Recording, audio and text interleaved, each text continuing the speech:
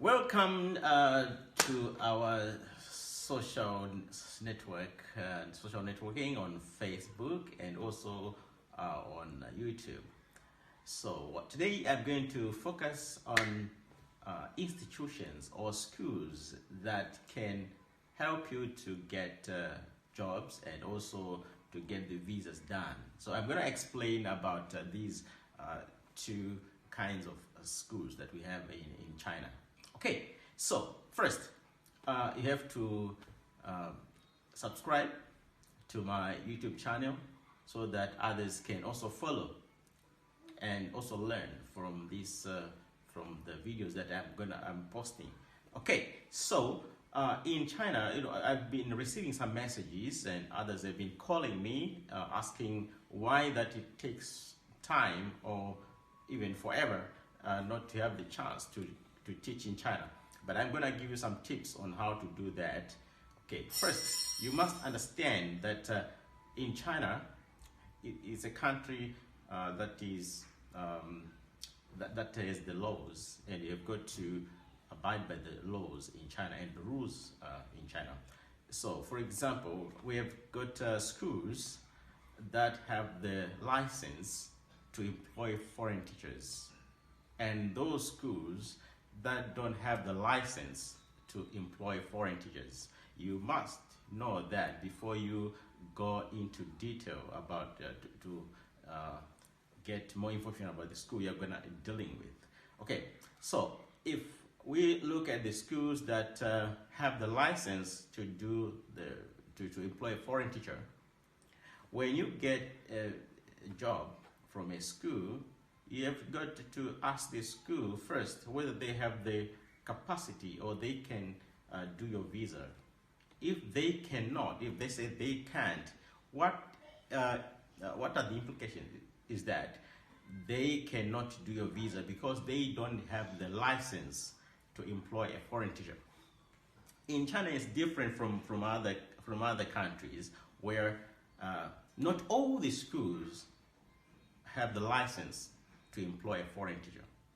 So when a school, let's say you apply to get a job from a certain school, and they say, okay, can you please come to the school?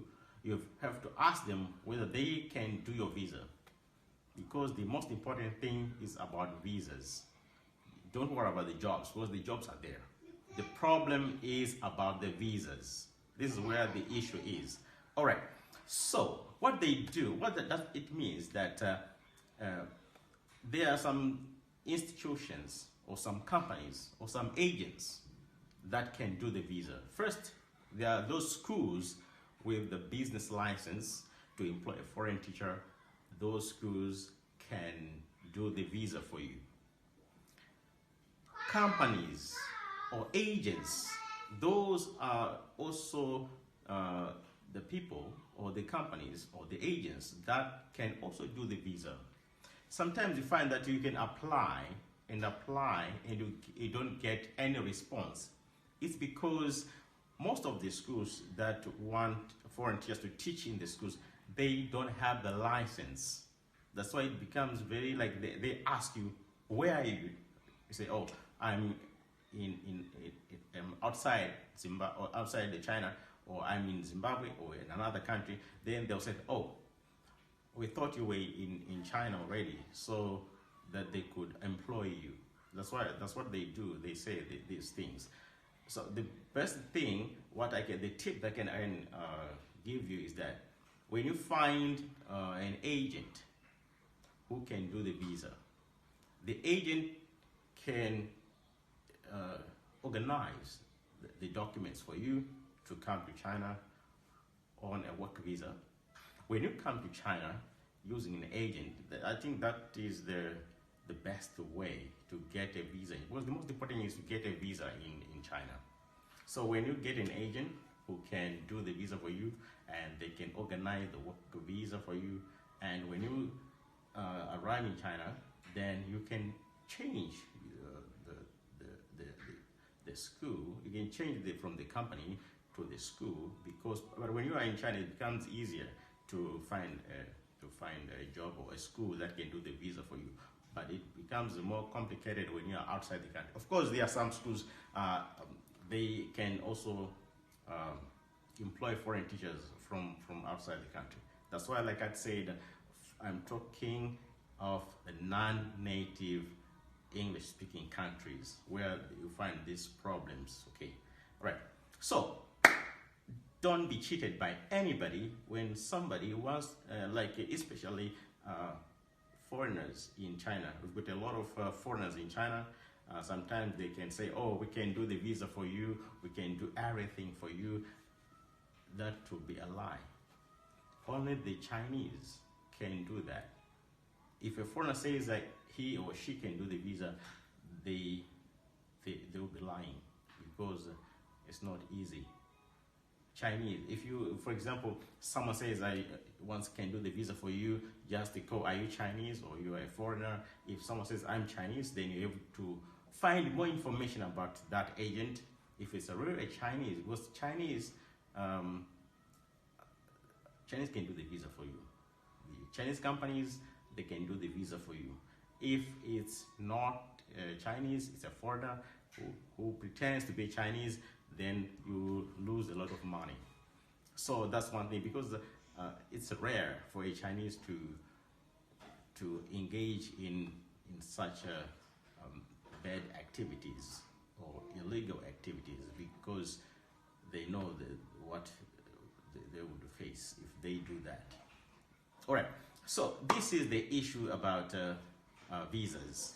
So those who want, some would want to come to China on an L visa. An L visa is a tourist visa.